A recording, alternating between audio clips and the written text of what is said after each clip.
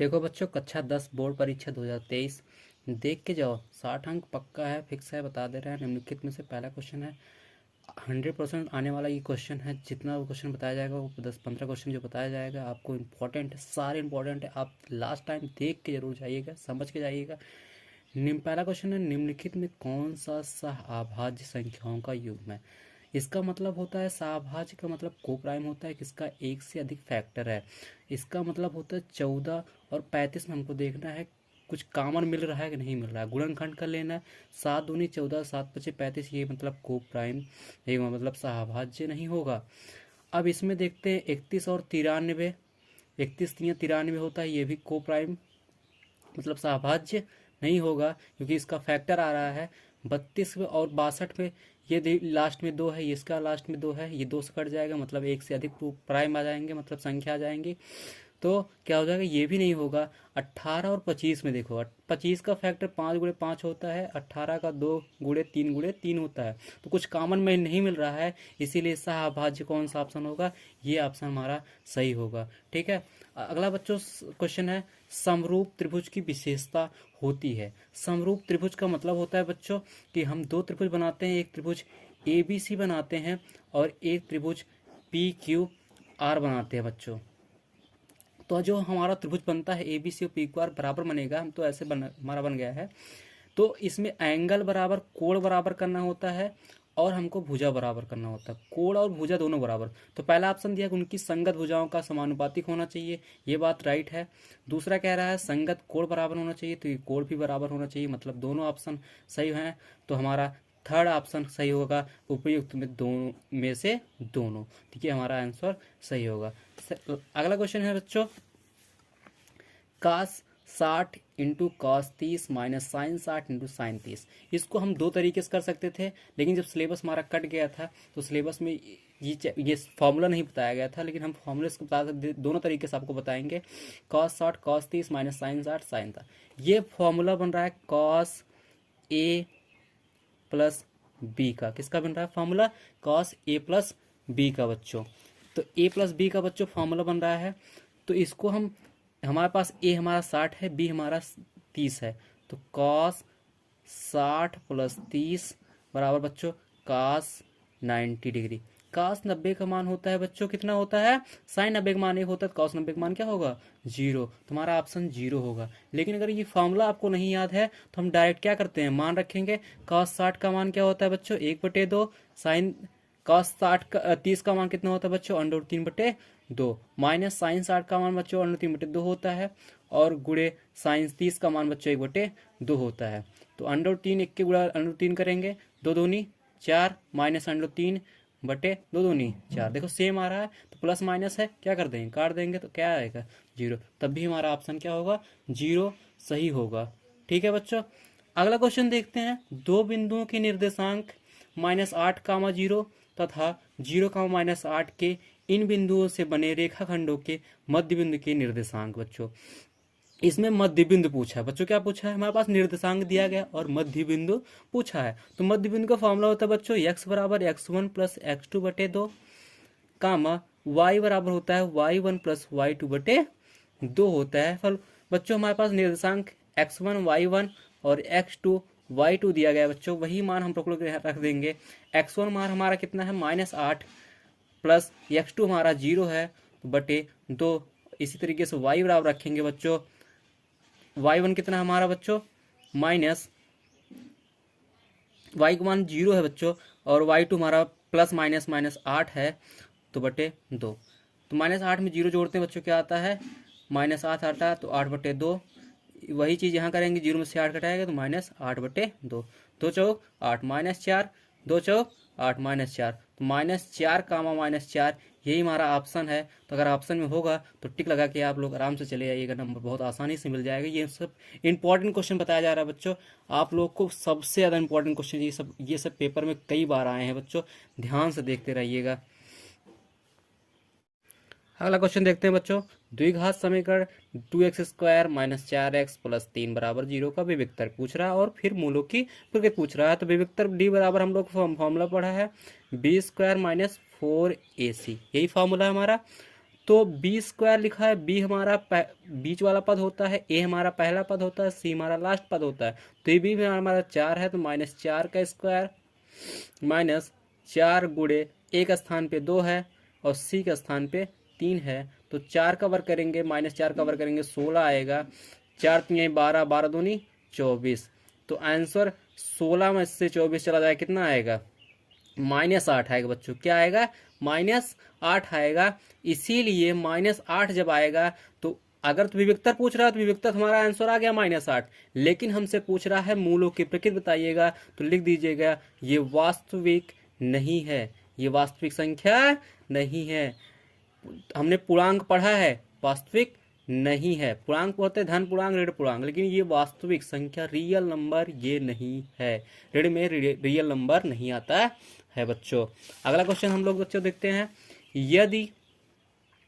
यदि 15 cot A बराबर 8 तो साइन ए और सेक ए का मान। ये टेग्नामेंट्री का सबसे इंपॉर्टेंट क्वेश्चन है। तो हम लोग सबसे पहले करते हैं क्या है, तो कॉट ए बराबर लिख सकते हैं बच्चों 8/15। क्या लिख सकते हैं, 8/15।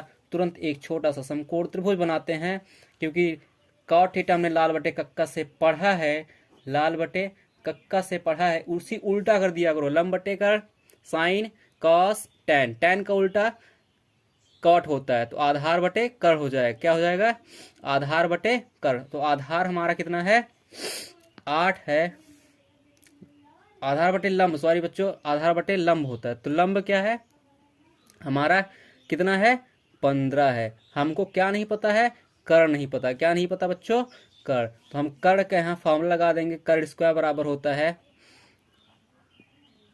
लंब का स्क्वायर प्लस आधार का स्क्वायर। ठीक बच्चों, 15 का 225 होता है, 8 का बच्चों 64 होता है। दोनों जोड़ देंगे, 5 4 9, 6 2 8 है और 289 किसका वर्गमूल होता है बच्चों, 17 का। किसका होता है, 17 का वर्गमूल याद रखना, 17 का होता है। किसका होता है बच्चों, 17 का। अब हमसे पूछा है साइन ए और सेक ए का, साइन ए और सेक, साइन थीटा बराबर देख लो ये बच्चों लंब बटे कर। तो लंब हमारा कितना है 15 और कर कितना है बच्चों 17, तो 15/17। सेक थीटा बराबर बच्चों यही कास से निकाल लेंगे, कास का उल्टा सेक होता है, सेक कॉस का होता है आधार बटे कर, तो कर बटे आधार। तो कर कितना होता है हमारा बच्चों 17 दिया गया है, आधार में कितना दिया गया है 8, तो हमारा यही क्या है आंसर हो जाएगा। ठीक है बच्चों, इसी तरीके से अगला क्वेश्चन देखते हैं। ये हर परीक्षा में आया है सवाल, कोई आपने प्री बोर्ड भी दिए होगा, तो इसमें आपको जरूर ये क्वेश्चन मिला होगा बच्चों। तो क्वेश्चन जब बच्चों मिला होगा ध्यान से देखिएगा, बहुत आसान क्वेश्चन है। यदि दो समरूप त्रिभुजों का क्षेत्रफल क्रमशः 121 वर्ग सेंटीमीटर तथा 289 वर्ग सेंटीमीटर है, तो इनकी संगत भुजाओं का अनुपात। जब ये समरूप पूछ ले, समरूप दे दे और क्षेत्रफल दे दे, जान ले डायरेक्ट तुमको आंसर करना है, कुछ करना नहीं है। अनुपात देता रहेगा, दिया गया वर्गों का क्षेत्रफल दिया गया है। दो समरूप त्रिभुज बना लेना, एक त्रिभुज एबीसी, एक त्रिभुज पीक्यूआर। दोनों का क्या पूछा हमसे, क्षेत्रफल दिया गया है पीक्यूआर का, दोनों का क्षेत्रफल दिया गया 121 और एक का दिया गया है 289। ये होता है किसका वर्गमूल, 11 का, ये होता है 17 का। तुम्हारा 11:17 तुम्हारा डायरेक्ट आंसर आ जाएगा। इसी तरीके से करके आइएगा, नंबर आपको पूरा मिलेगा। अगला क्वेश्चन है बच्चों, सिद्ध कीजिए √3 एक अपरिमेय संख्या। ये 100% आने वाला क्वेश्चन है, पेपर में जरूर आएगा। इसको आप तरीका करिएगा, पूछता परिमेय। परिमेय क्या होता है, ऐसी संख्या जिसे हम P/Q के रूप में लिखते हैं, उसे क्या कहते हैं परिमेय। तो अपरिमेय को हम तुरंत √3 कह रहा है, पूछ रहा है, तो हम तुरंत क्या मान लेंगे, √3 बराबर A/B मान लेंगे या B/Q, चाहे जो मान सकते हो। तो √3 बराबर A/B। करना क्या है आप लोग को, दोनों पक्षों का वर्ग, दोनों पक्षों का करोगे वर्ग, करोगे वर्ग करने पर करोगे, जब वर्ग करोगे तो √3 का वर्ग करोगे तो कितना आएगा 3 आएगा। A/B का वर्ग करोगे तो A²/B² आएगा। तो √3 तो हट जाएगा, 3 बराबर कितना आ जाएगा A²/B²। तेरा गुणा करोगे तो आएगा 3B² बराबर A²। ठीक है बच्चों, तो यही हमारा समीकरण A हो जाएगा। अब कहता है कि अगर ये A² बराबर 3B² है, तो A बराबर B देखो बच्चों यहाँ a बराबर 3c मानना, ठीक है। a बराबर 3c मानोगे तो जो लिखा है 3b², ठीक है, 3b², तो यहाँ हो जाएगा 3c का स्क्वायर, 3b² बराबर बच्चों हो जाएगा 3 त्रिक का 9c², 3 से काट देना, 3 त्रिक का 9, तो b² बराबर क्या आएगा बच्चों 3c²। तो a हमारा b के बराबर है, b हमारा c के बराबर है, तो हमारा नियम कहता है अगर a बराबर b है, b बराबर c है, तो a बराबर क्या हो जाएगा c हो जाएगा। इसीलिए √3 एक क्या है अपरमेय संख्या, एक अपरिमेय संख्या है, ठीक है बच्चों। अगला क्वेश्चन देखते हैं, बहुत वेरी इंपॉर्टेंट क्वेश्चन है अगला। दो धनात्मक पूर्णांक ज्ञात कीजिए जिनके वर्गों का योग 365 हो। दो क्रमागत पूर्णांक, तो माना पहली क्रमागत पूर्णांक संख्या क्या हो जाएगा, माना पहली क्रमागत पूर्णांक क्या होगा यक्स मानना, दूसरी मानना क्या x+1। सम विषम कहेगा बात अलग होगा, लेकिन हमसे अगर क्रमागत पूछता है तो पहला x दूसरा x+1 ही मानना है, ठीक है। कह रहा है इनके वर्गों का योग 365 है, मतलब दो जो संख्या दी गई उनका वर्ग करो दो। पहला संख्या x माने थे, दूसरा x+1 का वर्ग कितना है 365 है। x का वर्ग करते x² आता है, ये a+b का होल स्क्वायर सूत्र बन गया है, तो a² + b² मतलब 1 + 2ab, 2x बराबर 365। गिनती इधर चला आएगा तो x² 2x² + 2x और प्लस 1 उधर चला जाएगा तो कितना होगा 364, तो ये भी इधर चला आएगा -364 होगा बराबर 0। 2 कॉमन ले लेना है, आएगा x² + x, 2 से काटेंगे 2 1 के 2, 2 8 16, 2 दूनी 4, 182। गुणा करने पर 182 आना चाहिए, घटाने पर 1। तो क्या करोगे गुणनखंड कर लेना है, अगर तुमको आ रहा है तो गुणनखंड कर लेना, नहीं तो आराम से यही गुणनखंड कर लिया करो तुम लोग, आसानी से निकल आए। 2 से काटोगे 2 9 18, 2 1 के 2 3, फिर कटेगा 7 से, 13 7 91, फिर ये किससे कटेगा 13 से, तो 7 दूनी 14, 14 गुणे 13 करेंगे तो 182 आ जाएगा, 14 में से 13 घटा देंगे 1, तो x का मान कितना आएगा +14, x का मान x+14 और x - 13, तो प्लस वाला ज्यादा मान रहे क्योंकि आंसर माइनस में आएगा, तो x बराबर यही मानेगा 13, क्या मानेगा 13। तो पहले हमने 13 माना था, पहले हमारा मान आ गया 13, दूसरा 13 + 1 कितना आएगा 14, ठीक है। इसी को वर्क करके जोड़ लेना, कितना आ जाएगा 365 आ जाएगा बच्चों। ये इंपॉर्टेंट 100% इंपॉर्टेंट क्वेश्चन है बच्चों, 100% आने वाला पक्का बता दे रहे हैं आपको, फिक्स कर लो, लिख लो, एक बार समझ लो, समझ के जाना पेपर में। अगला क्वेश्चन देखते हैं, बिंदु -4, 6 बिंदुओं a -6, 10 और बिंदु b 3, -8 को जोड़ने वाले रेखाखंड को किस अनुपात में विभाजित करती है। हमने अनुपात पढ़ा है, अनुपात का सवाल भी पढ़ा है, कई सवाल पढ़े हैं, अंतर विभाजन, बाह्य विभाजन। तो अनुपात पूछ रहा है तो अनुपात फॉर्मूला बता दे रहे हैं आपको, x बराबर होता है m1 x2 + m2 x1 बटे m1 + m2। अगर बच्चों आप लोग सूत्र लिख के जाओगे, सूत्र समझोगे, तो इसको बता दे रहे हैं, अगर पहले सवाल देखे इसके बाद सूत्र पता हो गया कि आप कौन सा सूत्र लगेगा, तो बच्चों समझ लो आप लोग को आधा से ज़्यादा नंबर मिल जाएगा सूत्र पर ही, ठीक है बच्चों। तो m2y1, इसी तरीके से y1 का भी फॉर्मूला होता है, ठीक है बच्चों। तो हमको करना क्या है, x बराबर m1 x2 + m2 x1, m1 + m2 दिया गया है, y बराबर दिया गया है, ठीक है। हमारे पास x और y दिया गया वैल्यू -4, 6, x -4, 6 x है और ये y है, और जो बिंदु m1 x2 ये x1 y1 है, ये ऊपर लिखा है x1 y1 x2 y2, ठीक है बच्चों। हमको अनुपात पूछा, मतलब m1 और m2 का अनुपात, m1 अनुपात m2 हमसे पूछा है बच्चों। चाहे हम x का निकाल लें, y का निकाल लें, हम x का निकालेंगे, आप लोग y का निकाल के दिखा दीजिएगा, कमेंट करके बता दीजिएगा y का भी कितना आएगा, ठीक है। तो x का आपको बता रहे हैं, x की वैल्यू हमारी पहले -4 है, -4 लिखना है।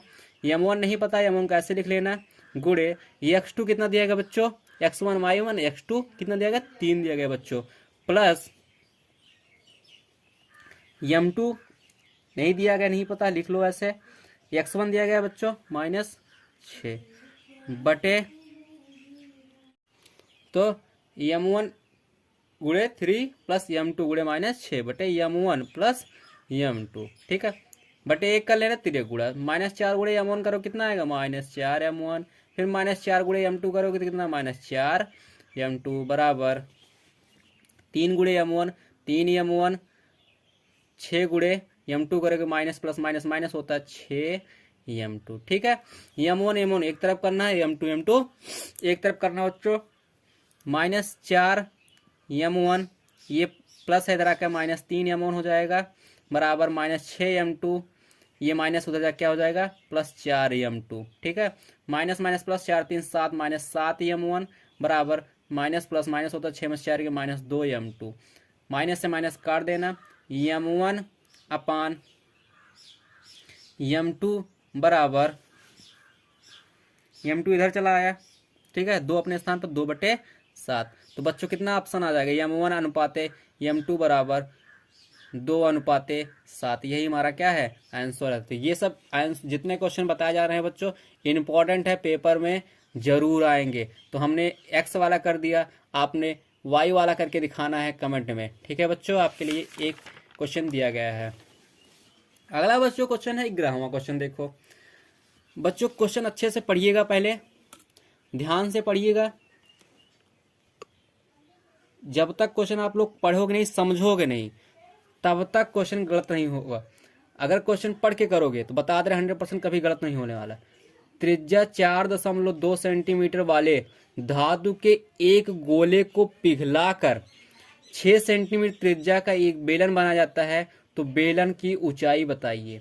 4.4 सेंटीमीटर वाले धातु के गोला का जो त्रिज्या है, मतलब एक गोला बनाना है, उस गोले की त्रिज्या दिया गया है कितना 4.2, उसको पिघलाया जाएगा, उसको 6 सेंटीमीटर बेलन, मतलब बेलन की जो त्रिज्या हो जाएगी वो हो जाएगी 6 सेंटीमीटर। कितनी हो जाएगी 6 सेंटीमीटर। ये बेलन का है, ये गोले की त्रिज्या है, ये गोले का है और ये बेलन का है, ठीक है। दोनों का आयतन निकालना है, तो गोले का आयतन बराबर बेलन का आयतन, गोले का आयतन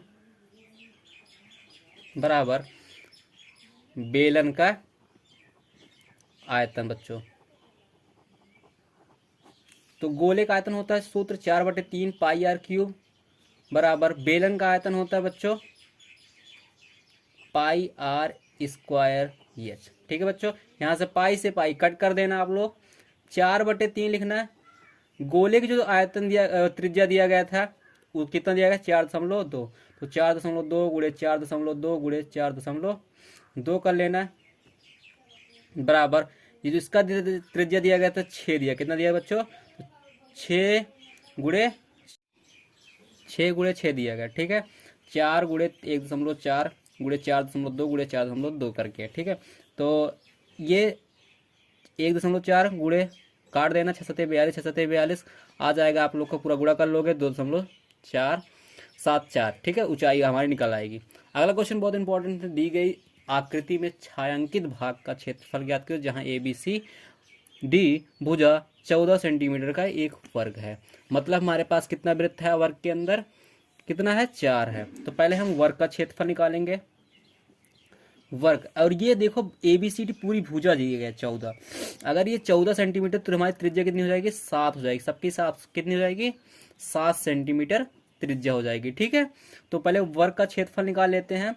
वर्ग का क्षेत्रफल सूत्र होता है बच्चों भुजा का स्क्वायर, भुजा मतलब भुजा गुणे भुजा, ठीक है बच्चों, भुजा गुणे भुजा।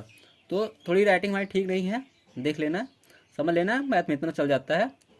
तो 14 × 14 मतलब 14 गुणे 14 करेंगे तो 196 सेंटीमीटर स्क्वायर आ जाएगा। ये क्या है हमारा वर्ग का क्षेत्रफल।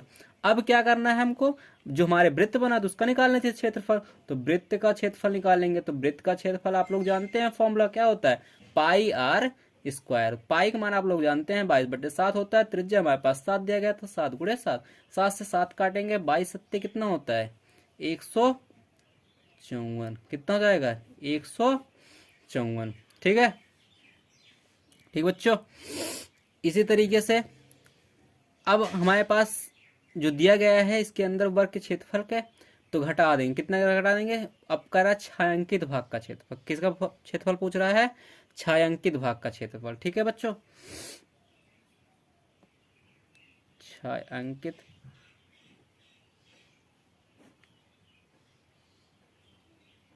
भाग का क्षेत्रफल बराबर 196 माइनस 156 6 में 4 2 9 में 5 4 42 सेंटीमीटर।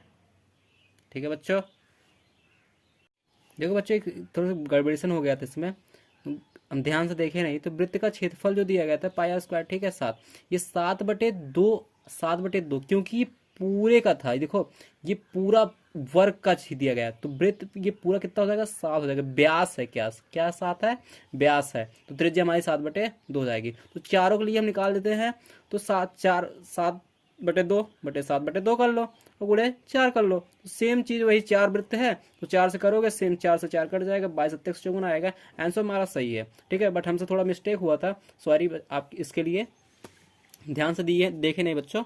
तो समीकरण युग्म में बदल कर हल करना। अगला क्वेश्चन है 10/x + y + 2/x - y = 4। अगला क्वेश्चन है बच्चों, अगला समीकरण है 15/x + y - 4/x - y = -2। तो इसमें हम युग्म बदल कर कैसे करते हैं, आप लोग देखो। युग्म बदलने से लिए क्या करते हैं, पहले 10 को ब्रैकेट लगाएंगे, 1/x + y + 2 को कॉमन लेंगे, 1/x - y = 4। इसी तरीके से 15 बाहर करेंगे, 1/x + y और -5 को बाहर करेंगे तो 1/x - y = -2। ध्यान से देखना कॉमन है, 1/x y दोनों समीकरण में है तो 1/x + y = 5 लेना p और 1/x - y = मान लेना q।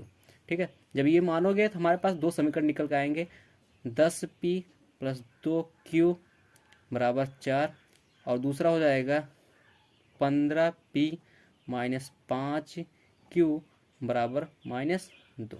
ठीक है, ये हमारे पास दो समीकरण बन के आएंगे। दोनों समीकरण करना क्या है, आप लोग कॉमन लीजिएगा या करिएगा क्या, मल्टीप्लाई कर लीजिए, गुणा कर लीजिएगा, जिससे एक p बराबर हो जाए q बराबर हो जाए। तो p को बराबर करेंगे, 15 दहामा 150p, 15 दूनी 30q, 15 चौका 60।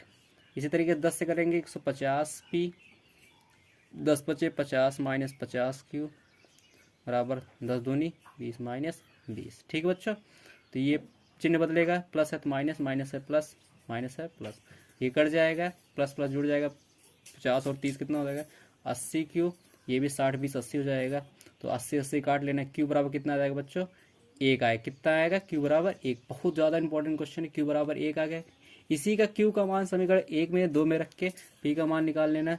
तो 10p + 2 × 1 = 4, 10p + 2 = 4, ये प्लस उधर जाके माइनस होगा तो 10p = 4 - 2, तो 10p बराबर आएगा 2, p बराबर 1/5 आ जाएगा। कितना आ जाएगा 1/5। अब यही मान दोनों यहाँ रख के हम किसका मान निकाल लेंगे, x और y का। तो 1/x + y = p का मान हमने क्या निकालना है 1/5, यहाँ 1/5 रखेंगे, तिरा गुणा करेंगे तो x + y = 5, पहला समीकरण बन गया। दूसरा इसी तरीके से q बराबर 1 रखेंगे तो x - y बराबर क्या बनेगा 1, क्योंकि q का मान हमारा क्या आया था 1।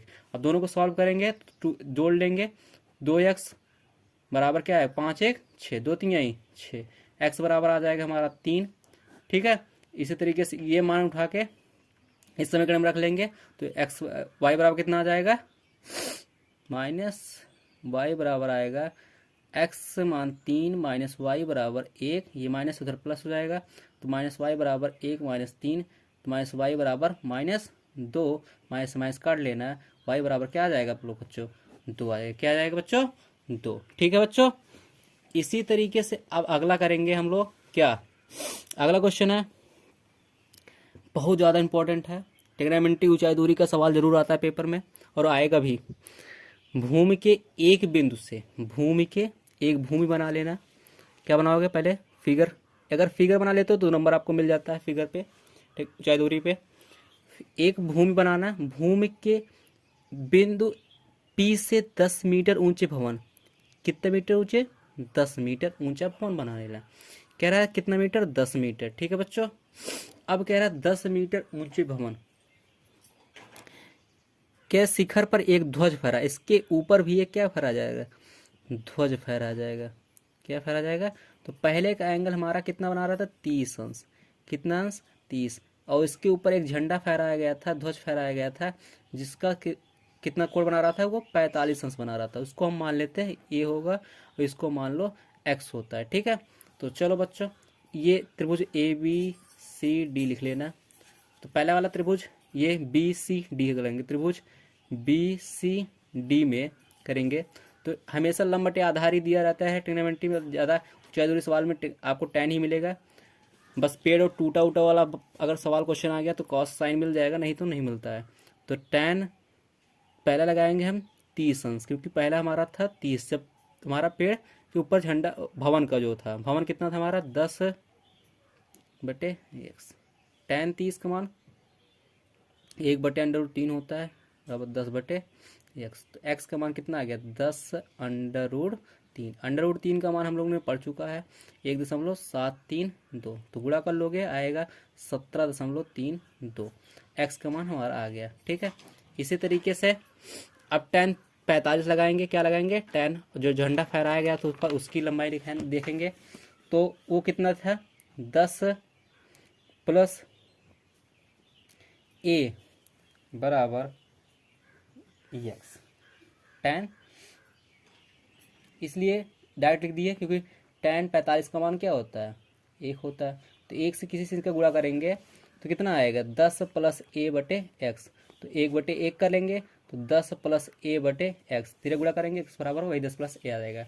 तो हमने x का मान निकाल चुका है। तो 10 + a बराबर 17.3। तो इधर पक्षांतर कर लेना, घटा दिए ना, तो 17.32 - 10 कर लेंगे तो a बराबर आएगा 7.32। ये हमारा सेंटीमीटर जो मीटर दिया गया होगा उसको लिख लीजिएगा। तो a बराबर कितना आ गया। ठीक है, अब लास्ट क्वेश्चन जो माध्यिका का आता है, बहुत ज़्यादा इंपॉर्टेंट क्वेश्चन है। निम्नलिखित सारणी में 35 नगरों की साक्षरता प्रतिशत में दर्शाती है। माध्य साक्षरता दर। माध्य अगर पूछेगा तो जान लेना, सवाल में आप लोग को मध्य बिंदु निकाल लेना, मध्य बिंदु निकाल के गुणा करके जोड़ के डिवाइड करना होता है। ठीक है, बस इतना ही करना होता है। तो अंतर दिया गया है, पहले इसको ऐसे थोड़ा लिख लेना जिससे सवाल अच्छा लगे। साक्षरता और नगरों की संख्या